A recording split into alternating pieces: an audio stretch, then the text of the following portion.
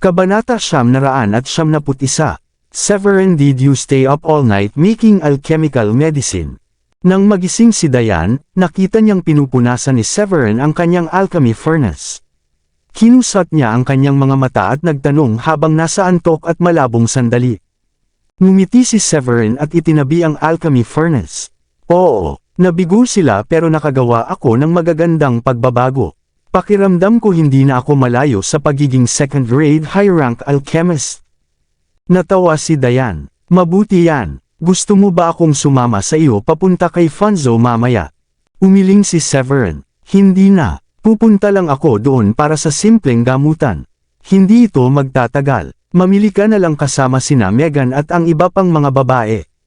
O kaya magpahinga ka muna at mamaya kapag nakabalik na ako, sabay tayong mamimili. Hihintayin na lang kita, nakangiting sagot ni Diane. Sige, aalis na ako. Pwede ka nang bumalik sa tulog.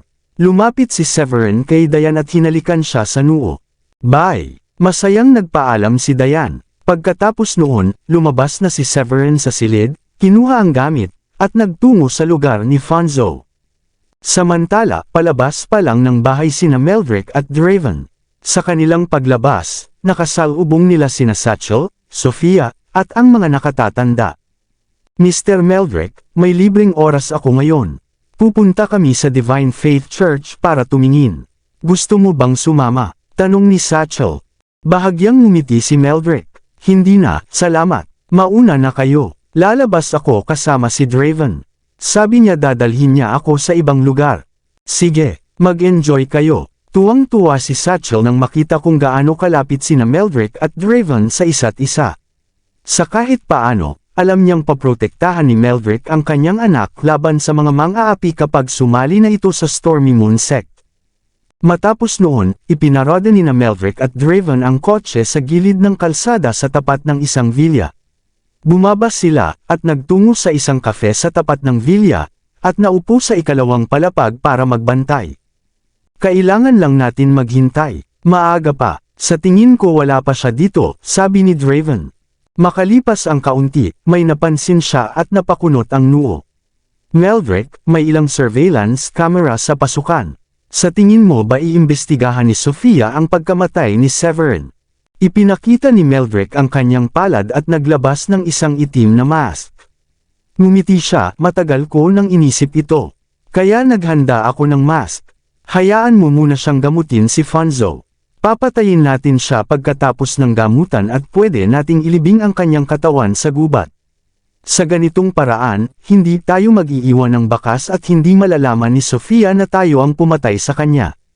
Tumango si Draven. Magandang plano. Kahit gustuhin pa ni Sophia na imbestigahan ang katotohanan, hindi ito magiging madali. Aabutin pa ng ilang araw bago malaman ng mga babae ni Severin na patay na siya. Habang sinasabi iyon ni Draven, may naisip pa siya. Nagtataka ako kung isasama ba niya ang mga babae niya. Papatayin din ba natin sila kung sasama sila? Nang marinig iyon, pinag-isipan ni Meldrick at sinabi, papatayin natin sila. Ang gaganda nila lahat. Sayang kung papatayin natin sila. Pwede nating hulihin at humanap ng lugar para magpakasawa pagkatapos nating patayin si Severin. Hindi ba mas masaya yun? Nagliwanag ang mga mata ni Draven sa ideya. Binigyan niya ng thumbs up si Meldrick. Tama, ang talino mo. May lalabas ko rin ang galit ko sa mga babae niya pagkatapos kong makaganti. Haha, ang kailangan lang nating gawin ngayon ay maghintay. Sana isama niya ang ilan sa mga babae niya. Maswerte ang mga babaeng hindi makakasama, nakangiting wika ni Meldrick. Ang gaganda talaga ng mga babae niya at napakaswerte niya. Pero sana doon na lang siya tumigil at hindi na sinubukang akitin si Sophia at gawing magustuhan siya nito. Sang-ayon ako, bagay na bagay kayo ni Sophia. Mas mabuti ka talaga kaysa sa kanya, mabilis na dagdag ni Draven upang magpalakas kay Meldrick. Halatang natuwa si Meldrick. Ngumiti siya. Aminado akong napaka-talented niya. Pero mas guwapo pa rin ako kaysa sa kanya. Sandali siyang tumigil at nagpatuloy, pero, ang itsura ay itsura lang. Tanging ang pinakamalakas lang ang nasusunod sa mundong ito at ang mahihina ay walang boses. Lahat ng patakaran sa mundong ito ay itinatakda ng pinakamalakas. Ngayon ang araw ng kamatayan ni Severin. Tama yan. Kahit gaano man siya ka-talented, mamamatay siya dahil ininsulto kanya at sinubukang agawin si Sofia mula sa iyo, tumanggo si Draven. Nga pala, hindi na ako sasama sa iyo mamaya. Wala akong mask kaya mananatili na lang ako rito para panoorin ang napakaganda mong pagtatanghal. Haha, wala namang problema kung sasama ka o hindi. Pero mas mabuti kung makahanap ka ng pantikip sa mukha. Baka kasi makidnap natin ang mga babae niya pagkatapos siyang patayin at tiyak ayaw mong makita ng iba ang mukha mo. Natawa si Meldrick at nagdasal na sana hindi mag-isa si Severin. Ayan na siya, pero mukhang mag-isa lang siya. Noong sandaling iyon, may nakita si Draven. Sumilip si Meldrick mula sa bintana. Tulad ng sinabi ni Draven, ipinaroda ni Severin ang kanyang sasakyan sa gilid ng kalsada. Mag-isa lang siya at walang kasamang iba. Nadismaya si Meldrick at sinabi, masuswerte ang mga babae niya. Wala ni isa sa kanila ang sumama. Kita ni Draven ang pagkadismaya ni Meldrick. Pinagaan niya ang loob nito, huwag kang mag-alala. Pwede kitang dalhin sa ibang lugar pagkatapos mong patayin si Severin. May alam akong ilang lugar na maraming magagandang babae. Ngumiti si Meldrick. Tandaan mo ang pangako mo. Malaki ang inaasahan ko. Huwag kang mag-alala. Pangako kung masisiyahan ka, buong kumpiyansang sagot ni Draven sabay hampas sa kanyang dibdib. Samantala, nakarating na si Severin sa pintuan. Magandang araw, Mr. Severin. Pumasok po kayo. Nang tumayo siya sa harap ng pintuan, magalang at malakas na bumati sa kanya ang mga gwardya. Nagulat si Severin. Nakita niyo na ba ako dati? Lumapit ang isa sa mga gwardya at nagsabi, noong bumalik si Mr. Fanzo, ang una niyang ginawa ay ipakita sa amin ang litrato ninyong dalawa. Sinabi niya na darating ka para gamutin siya at inutusan kaming lahat na kabisaduhin ang itsura mo. Ganun ba? Mapait na ngumiti si Severin. Dumaan po kayo rito, Mr. Severin. Itinuro ng isang gwardya ang daan at inihatid si Severin papasok sa hardin. Noon, nagpapainit sa araw at umiinom ng tsaa si Fanzo sa hardin. Napakapayapa ng tanawin. Mr. Severin, hindi ko inaasahan na darating ka ng ganito kaaga. Mabilis na tumayo si Fanzo at nakipagkamay kay Severin nang makita siyang papasok sa kanyang hardin. Hahaha, iniisip ko kasi na makakasama ko pa ang pamilya ko pagkatapos kitang gamutin, natawa si Severin. Mr. Fanzo, maupo ka at sisimulan ko na ang gamutan. Umupo si Fanzo gaya ng sinabi at ngumiti kay Severin. Mr. Severin, mula kahapon iniisip ko na kung paano ko maibabalik ang utang na loob ko sa iyo. Pero hindi ko talaga mahanap ang sagot dahil alam kong mayaman ka. Ngumiti si Severin, hindi na kailangan. Wala kang kailangang ibalik sa akin. Sapat na ang makilala kita. Pero mapilit si Fanzo, hindi ko kaya iyon. Sobrang nagpapasalamat ako na napagaling mo ako at nakatayo ulit. Nakita mo naman kanina kung gaano ako nakakatayo ng walang problema, hindi ba? Kahit hindi pa ako makalakad ng malayo, naniniwala akong oras na lang ang kailangan para tuluyan na akong gumaling. Pagkatapos ay nagtanong siya, nagtataka ako kung may kakayahan bang magsanay ang iyong asawa. May nakamit na ba siya? Napilitan si Severin na ngumiti, gusto niyang magsanay at level 6 Grandmaster na siya. Pero wala siyang likas na talento. Pinakamalayo na ang level 9 Grandmaster. Maliban na lang kung makahanap ako ng kayamanang makakapagbago sa kanyang katawan. Kung hindi, imposible para sa kanya ang maging Profound Master. Magaling yan. Hindi inaasahan, ngumiti at tumanggo si Fanzo. Noon ay inilalabas na ni Severin ang kanyang gamit para sa gamutan. Mariin siyang napakunot noong marinig ang tugon. Magaling. Mabilis na nagpaliwanag si Fanzo, teka. Hindi ko ibig sabihin na maganda iyon. Ang ibig kong sabihin ay sa wakas alam ko na kung paano kita mababayaran. Mabilis niyang iniikot ang palad, at inilabas ang isang maliit na porselanang bote, at inilapag sa mesa.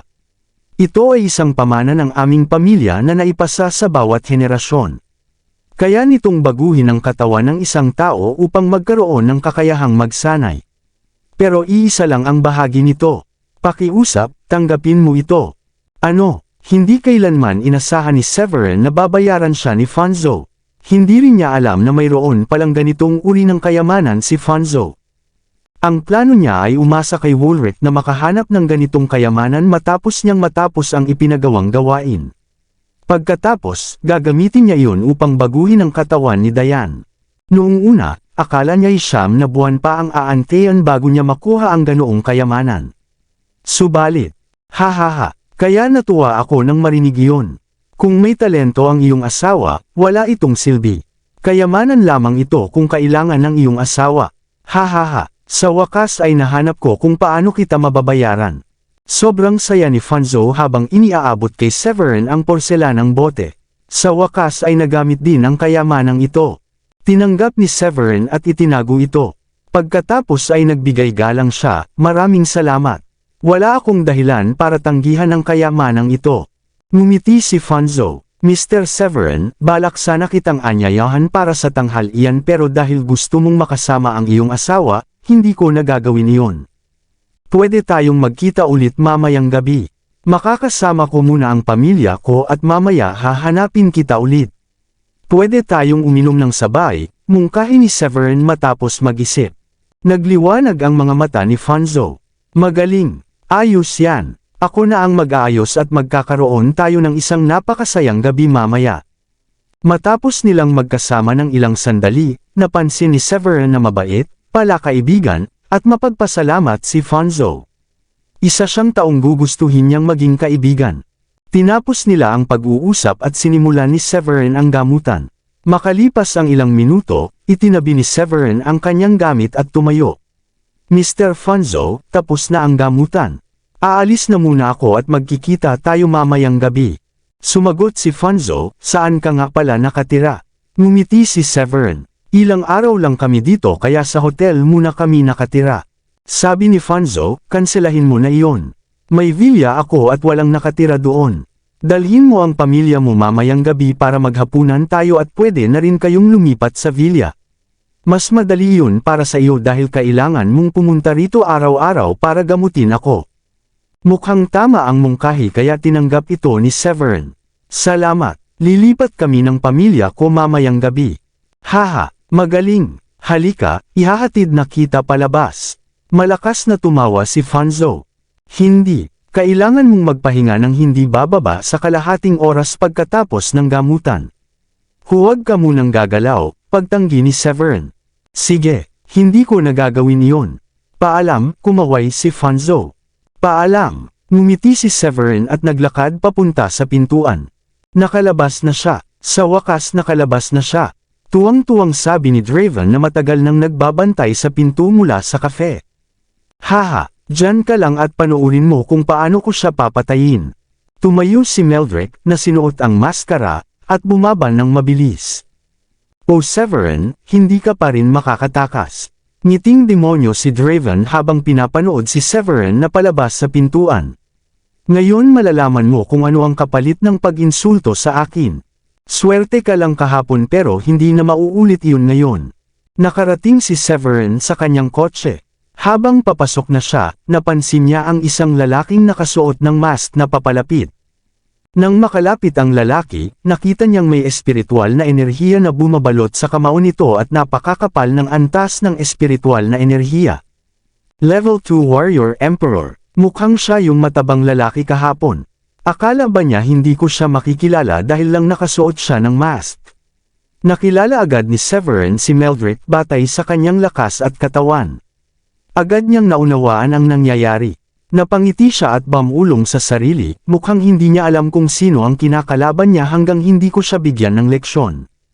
Kabanata 975. Ang mask na suot ni Meldrick ay ganap na tumakip sa kanyang mukha at tanging ang mga mata at bibig lamang ang nakikita. Sa kabila nito, hindi naman tanga si Severin. Base sa kapangyarihan ng umatake, agad niyang naunawaan ang lahat.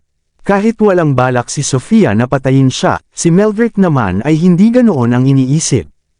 Mamatay ka! Iwinasiwas ni Meldrick ang kanyang braso at nagpalabas ng sinag ng espiritual na enerhiya patungo kay Severin.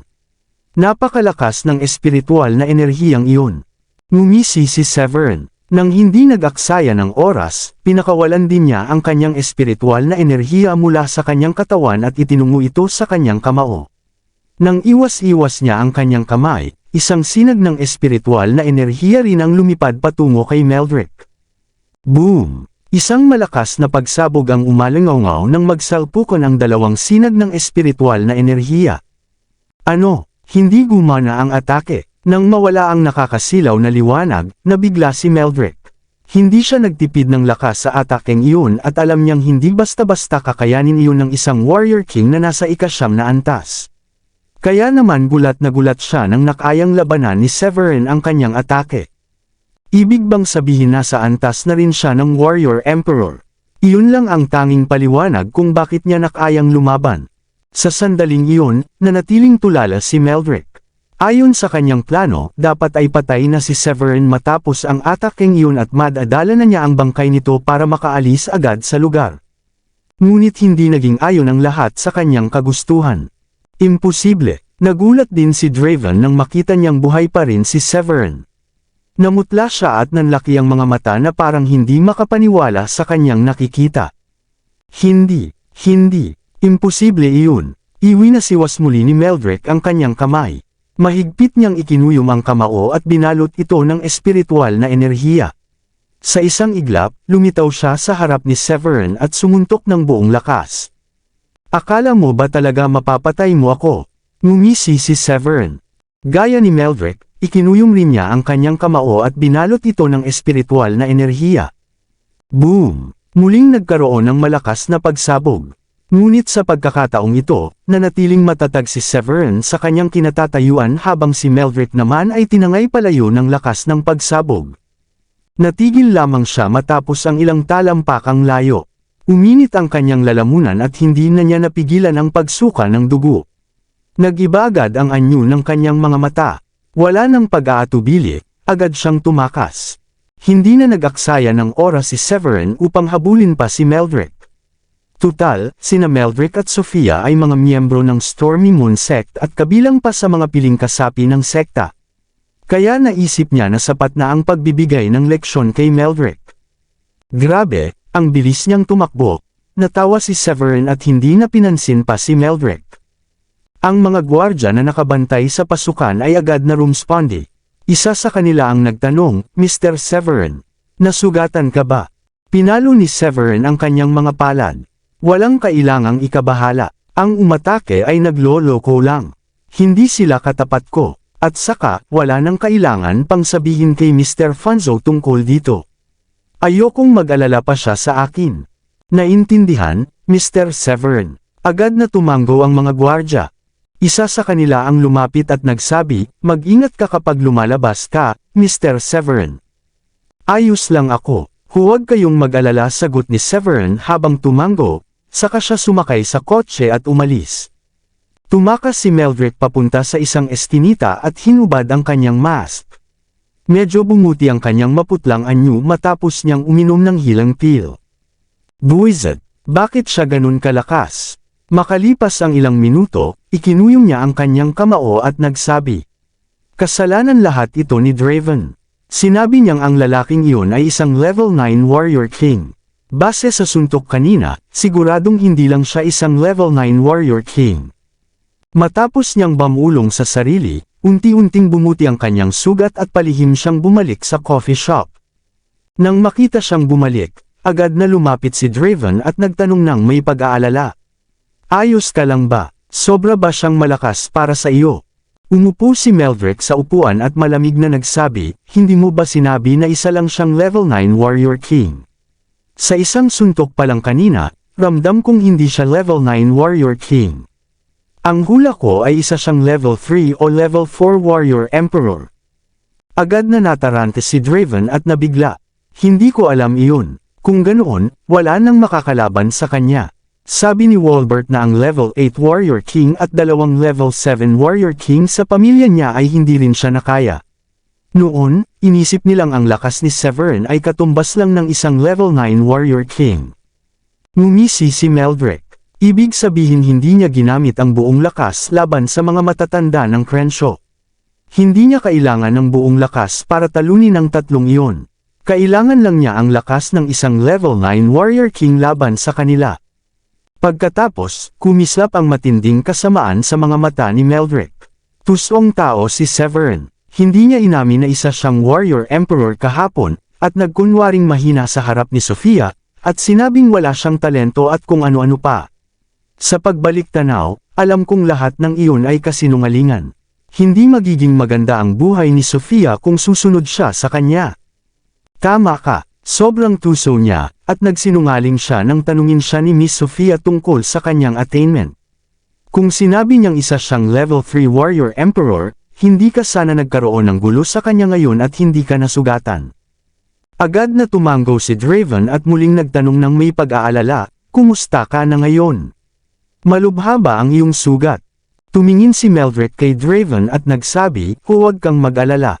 Hindi ganoon kalubha ang sugat ko. Nakainom na ako ng healing pill. Kahit first grade low rank pill lang iyon, epektibo pa rin ito. Siguro isang oras lang ay tuluyan na akong gagaling. Medyo nanlamig pa rin siya nang maalala ang nangyari kanina. Buti na lang mabilis akong nakatakas, kung hindi, siguradong patay na ako. Hindi niya alam na wala siyang tsansang makatakas kung talagang nais siyang patayin ni Severin. Sai, kasalanan namin kung bakit ka nasugatan. Mali ang pagkakaintindi namin sa sitwasyon, napabuntong hininga si Draven at sinisi ang sarili. Pagkatapos ay nagsalita si Meldrick na tila nagpapatawad, hindi ikaw o si Walbert ang dapat sisihin. Ang tuso lang talaga si Severin ang dahilan. Bukod pa roon, ilan lang ang malalakas na nakarating sa antas ng Warrior Emperor. Base sa pagkaunawa mo, ang 4 na War Gods lang ang pinakamalalakas na nakilala mo, at malabo na nakatagpo ka pa ng iba na Warrior Emperor. Naiintindihan kong iisipin mong isa lang siyang level 9 Warrior King. Salamat sa iyong pag-unawa, nakahinga ng maluwag si Draven nang hindi siya sinisisi. Mas mataas ang attainment niya kaysa sa iyo, kaya palagay ko wala na tayong pag-asang mapatay pa siya. Matapos mag-isip, sinabi ni Meldrick, maaaring may paraan pa para mapatay natin si Severin. Baka hindi ko siya kaya, pero tiyak akong may isang tao na sabik na patayin siya. Haha, patay na si Severin kapag nalaman ng taong iyon ang tungkol sa kanya. Natuwa si Draven nang marinig iyon. Sino iyon? Tutulungan ba nila tayo? Binanggit mong sabik silang patayin si Severin. Ibig bang sabihin ay na-offend siya ni Severin? Tumingin si Meldrick kay Draven. Pagkatapos mag-isip, dahan-dahan siyang nagsalita. Hindi mo na kailangang OC sa pa. Sigurado akong may matinding galit ang taong iyon laban kay Severin. Kumpiyansa akong hahanapin niya si Severin kapag sinabi ko sa kanya ang tungkol dito. Sa ngayon, hanggang dito na lang muna. Babalik na tayo bukas. Kahit hindi ko siya kaya, sigurado akong kaya siyang patayin ng taong iyon. Tumayo si Draven at nagsabi kay Meldrick, gusto mo bang pumunta sa lugar na sinabi ko? Maraming magagandang babae doon. Ngunit tumanggi si Meldrick, hindi na. Gusto kong magdiwang sana pagkatapos mapatay si Severin, pero wala ako sa mood ngayon para sa mga bagay na iyon.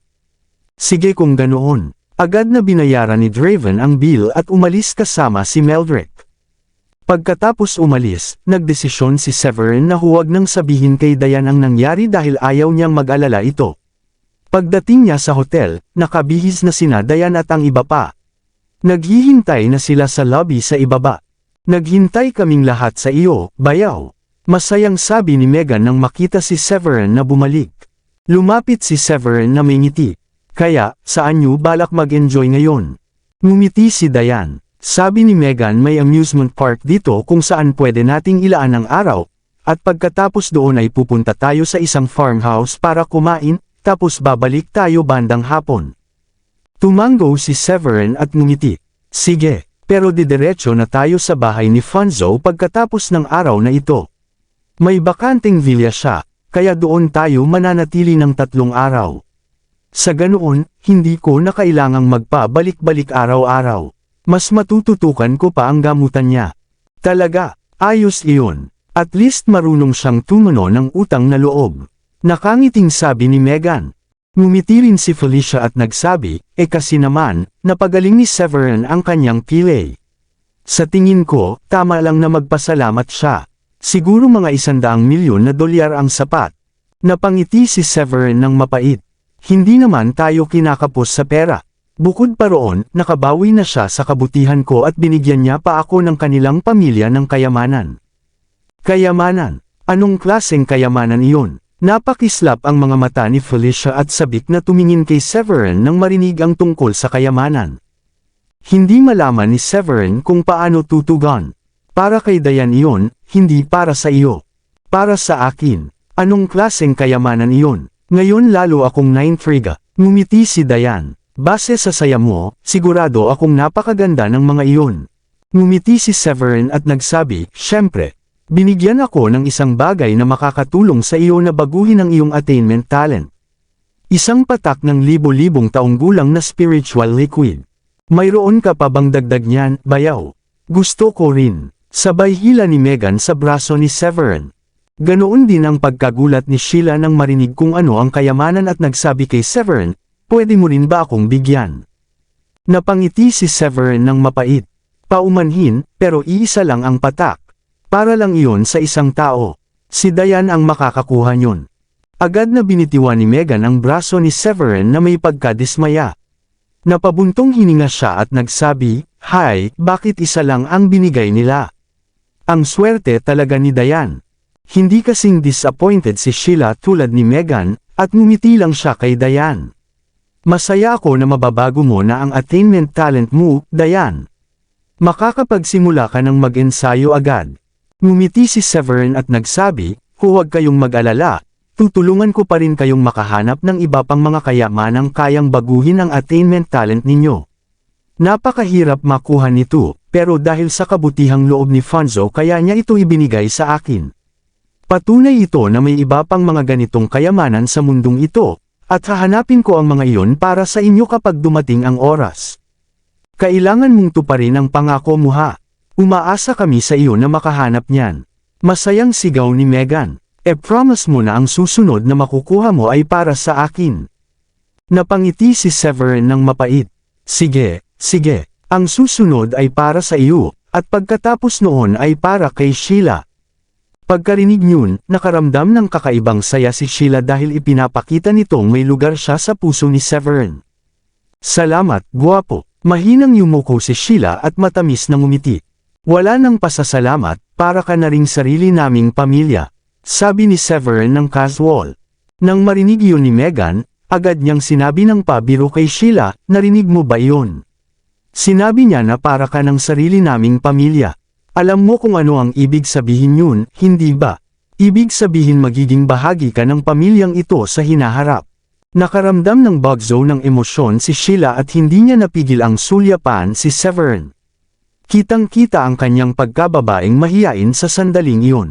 "Tama na yang kalokohan na iyan, Megan," sabi ni Severin habang nakatitig kay Megan. Hindi kinabahan si Megan sa kanya, sa halip ay taas noong sinabi, "Hindi iyon kalokohan. Ang pagsasabi niyan ay para ka ng sarili naming pamilya at halos pareho lang ng pagsasabi na pamilya ka na." "Sige na nga, hindi na ako makikipagtalo sa iyo. Panahon na para umalis." Hindi na pinansin ni Severin si Megan at diretsyo nang naglakad papunta sa sasakyan. "Ayos. Pwede pa tayong manatili dito ng ilang araw at mag-enjoy pa," masayang sabi ni Lily kina Wendy at sa mga babae. Tiningnan sila ni Severin at nagsabi, "Huwag ninyong kalimutang ipaalam sa akin kung maubusan kayo ng pills kapag naging mas matatag na ang inyong attainment. Bibigyan ko kayo ng dagdag para patuloy kayong makaangat. Siguraduhin ninyong itaas ito ng hanggat kaya ninyo." "Huwag kang mag-alala, sir. Tiyak na tatanungin namin iyon sa iyo," nakangiting sagot ni Wendy. Pagkatapos ay dinala sila ni Severin para mag-enjoy. Pagsapit ng hapon, dumating sila sa tirahan ni Fonzo. Kadarating pa lang nila at kaparada ng sasakyan nang sinalubong sila ni Fonzo kasama sina Maylene at iba pa. "Haha, Mr. Severin, dumating ka na rin sa wakas." Natutuwang sabi ni Fonzo, "Tingnan mo. Hindi ko na kailangan pang gumamit ng tungkod at nakakalakad na ako ng maayos kahit walang tulong." Tumango si Severin. "Kaya mo nang maglakad ng walang tulong ngayon, pero huwag ka munang samobra. Kakailanganin mo pa ng 3 araw bago tuluyang gumaling. Tara na at kumain na tayo ng hapunan. Nakaayos na ang lahat, hinihintay ka na lang namin na dumating." Nakangiting sinabi ni Fonzo at pinapasok sina Severin at ang iba pa. Maraming salamat sa lahat ng sumusubaybay. Please subscribe and follow my YouTube and Facebook channel, Filipino Novel. Maraming salamat po. Si Fonzo ay isang napakamagiliw at diretsyo na tao. Ang hapunan kasama siya ay isang nakaka-relax na karanasan. Nakipag-usap si Severin kay Fonzo habang kumakain, at bigla siyang naisipan magtanong, "By the way, Ginoong Fonzo, baka alam ninyo ang tungkol sa mga underground na puwersa sa inyong nasasakupan." Underground Forces. Pasensya na, hindi ako gaanong nakakaalam sa mga organisasyong iyon dahil bihira kong pagtuunan ng pansin yan, sagot ni Fonzo habang nakakunot ang noo. Pagkatapos ay nagtanong siya na may pagtataka, "Bakit ka naman interesado sa kanila, Ginoong Severin?" Kinuha ni Severin ang red wine sa harapan niya, at ininom ito ng isang lagok at nagsabi, "Plano kong hanapin ang ilang grupo na pinangalanan base sa mga hayop ng Oriental Zodiac, pero nasa Latin. Halimbawa, Draco, Tigris, at Equus. At tinatawag nila ang sarili nila bilang Hall at hindi Gang. Paano naman ang Canis Hall?" Biglang sabi ni Maylin. "Naalala kong may narinig akong ganoong pangalan noon. Yan mismo ang klaseng organisasyon na hinahanap ko." Tuwang-tuwa si Severin sa narinig niya. "Alam mo ba kung saan matatagpuan ang Canis Hall?" binibining Maylin. Ngumiti si Maylin at nagsabi, "Narinig ko ang tungkol sa Canis Hall noong nasa Wymont City ako. Siguro mga 2 taon na ang nakalipas. Naalala ko ito ng malinaw dahil kakaiba ang pangalan. Naisip ko kung sino ba naman ang magbibigay ng ganoong kapangit na pangalan sa isang organisasyon." Halos natawa ako nang marinig ko iyon. Matapos ipaliwanag kung paano niya nalaman ang tungkol sa Canis Hall, biglang nawala ang ngiti ni Maylin nang may naisip siya. Tiningnan niya si Severin na may halong pag-aalinlangan. "Anong pakay mo sa grupong iyon, Ginoong Severin? Bakit mo sila hinahanap?" Nahihiyang ngumiti si Severin. "Ahem, lahat sila ay kabilang sa iisang organisasyon, at gusto ko lang masigurado na babalik sila roon. Ganun lang kasimple." Pagkatapos ay nagsalin siya ulit ng red wine, tinaas ang baso at nagsabi kay Maylin, "Para sa iyo ito, binibining Maylin. Maraming salamat sa pagsabi na nasa Wymont City sila. Mas mapapadali ang paghahanap ko, kaya maraming salamat ulit." Nakitoast si Maylin kay Severin at sinabi, "Hindi mo na kailangang magpasalamat. Isa ka na sa amin, kaya walang kailangang formalidad." Halos mabulunan si Severin sa narinig. Dahil sa nakakatawang paliwanag ni Megan tungkol sa salitang isa sa atin kaninang umaga, mabilis niyang naiugnay ito sa ganoong kahulugan. Nang makita iyon, natakpan ni Megan ang bibig niya at napatawa. Maraming nainom si Severin ng gabing iyon dahil sa tuwa niyang malaman ang kinaroroonan ng Canis Hall. Kasabay pa nito, buong pamilya ni Fonzo, kasama ang matatanda at ang ilan sa 7 asawa ni Fonzo ay masiglang nakisalo sa kanya kaya tuluyan siyang nalasing. Sina Dayan at Sheila ang tumulong sa kanya paakyat sa kwarto. "Hindi ako makapaniwala na nalasing siya kahit mataas ang tolerance niya sa alak," sabi ni Dayan habang napapailing at may ngiting mapait nang makita si Severin na tuluyang nawalan ng malay sa kalasingan. Ngumiti si Sheila at nagsabi, "Wala na siyang magagawa, sa tingin ko." Sobrang saya niya siguro nang malaman niya ang tungkol sa Canis Hall, at napakasigla rin ng pamilya ni Fonzo sa pakikipag-inuman. Para bang hindi sapat na lahat ng 7 asawa ni Fonzo ay nakipag-toast sa kanya, pati mga anak ni Fonzo ay nagsunod pa. Kahit mataas ang tolerance niya sa alak, tiyak na malalasing siya sa ganoon. Tumango si Dayan. "Tama ka, natural lang din ang kasayahan ni Fonzo. Sa wakas, gumaling na ang kanyang mga binti at nakakalakad na siya ng walang saklay. Sino man sa posisyon niya ay magiging masaya. Si Severin ay parang tagapagligtas para sa kanila." Kabanata 1000. "Tama ka, pero inaantok na ako ngayon, kaya matutulog na muna ako." "Dapat matulog ka na rin agad," sabi ni Sheila na nakangiti at lumabas ng kwarto. Tiningnan muna ni Dayan ang mahimbing na natutulog na si Severin bago siya maligo. Pagkatapos maligo, humiga siya sa tabi nito at nakatulog din. Nagising si Severin sa kalagitnaan ng gabi dahil naiihi siya. Lumabas siya ng medyo tuliro, gumamit ng banyo, at bumalik sa kwarto para muling matulog. "Kya, Napasigaw si Sheila sa gulat ng magising at makitang may lalaking nakahiga sa tabi niya kinabukasan ng umaga. Nang mapagtanto niyang si Severin iyon, agad na napalitan ng tuwa ang pagkagulat niya. Napaisip siya, siguro gusto niyang may mangyari sa amin kagabi kasi gusto rin niya ako. Nagising si Severin dahil sa sigaw, at damilat siya ng tuliro, at nang makita na si Sheila ang katabi niya, agad siyang napatayo sa takot at nagtanong, bakit ka nasa kwarto ko? Walang masabi si Sheila, tingnan mong mabuti, kwarto ko ito, hindi ba dapat si Dayan ang kasama mong katabi sa kwarto? Napakamot ng ulo si Severin at unti-unting naalala na bumangon siya kagabi para magbanyo. Siguro nagkamali lang ako ng kwarto. Bumangon siya mula sa kama na nahihiya, dala ang komplikadong ekspresyon. Nang masulyapan niya ang sexing katawan ni Sheila at ang maganda nitong nightdress, napangiti siya ng mapait at nagtanong, wala naman akong ginawa sa iyo kagabi, di ba? Napayuko si Sheila na nahihiya. Hindi ko alam. Pagkagising ko, nakita kong nakahiga ka sa tabi ko na nakayakap pa sa katawan ko. Pero kung tatanungin mo ako kung hinalikan mo ba ako, hindi ko masabi ng sigurado. Nahihiya si Severin. Niyakap pala niya si Sheila dahil napagkamalan niyang si Dayan ito, at hindi niya inaasahang magiging prangka si Sheila tungkol doon. Hindi pa rin mababago ang katotohanan na nakatulog ka sa tabi ko. Dahil hindi natin alam kung ano ang ginawa mo kagabi o kung may nangyari man, kailangan mong managot sa ginawa mo. Sabi ni Sheila habang nakasimangot at pasulyap-sulyap sa kanya. Walang masabi si Severin sa narinig. Bakit hindi mo nilock ang pinto ng kwarto mo? Kung nakalock, hindi sana ako nagkamali ng pasok matapos gumamit ng banyo kagabi. Matalim ang tingin ni Sheila kay Severin at sagot niya, nakalimutan kong i-lock dahil nahihilo pa ako sa alak kagabi. Hindi ko inasahan na papasok ka at hihiga sa kama ko. Sa mga oras na iyon, narinig ni Dayan ang ingay at lumapit suot ang pangitaas ng nightgown. May kunot ang noo niya nang buksan ang pinto. Iniisip ko kung bakit wala ka sa tabi ko nang magising ako sa kalagitnaan ng gabi. Akala ko gumagawa ka ng mga pills sa kabilang kwarto dahil ayaw mo akong istorbohin habang natutulog ako. Hindi ko inaasahan na pumunta ka pala sa kwarto ni Sheila. Sandaling natigilan si Severin, ngunit agad siyang nagmadaling magpaliwanag kay Dayan, medyo nalasing ako kagabi, Dayan.